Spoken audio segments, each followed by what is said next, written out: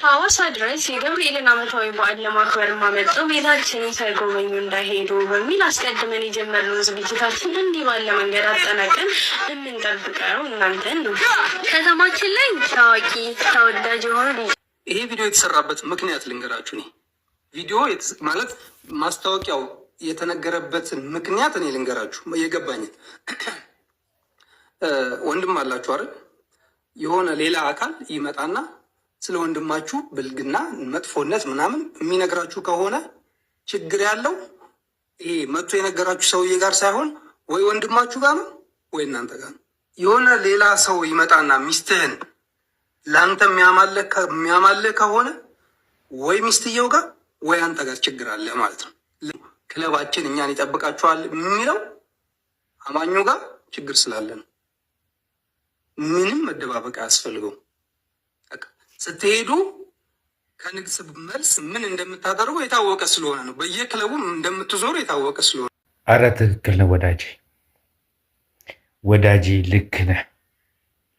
በቃ አጥጋቢ መልስ ማለት ነው። ጥግብ ያለ መልስ ነው የሰጠን። እጅግ በጣም እናመሰግናለን። ችግሩ ያለው ከማን ነው አልክ? ከኛ ወይም ደግሞ ከሌላ ከራሳችን ነው። ስንቶቻችሁ ናችሁ ንግስ ብለን ከሄድን በኋላ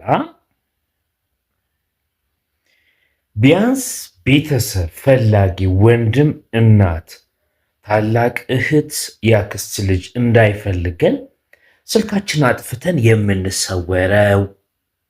ስንቶቻችንን መኪና ጣን ብለን አሳበን በየቡጊቡጊው የምንገባው? ስንቶቻችንን መናኸሪያ ላይ መኪና የለም፣ ስንቶቻችንን የመኪናው ጎማ ተበላሸብን፣ ስንቶቻችንን ትራፊክ ያዘን ብለን ሌላ ዓለም የምንገባው? ጎበዝ ጭፈራ ቤቶቹማ ምን ያርጉ? የለመዱትን ነው ሪፍሌክት ያደረጉት።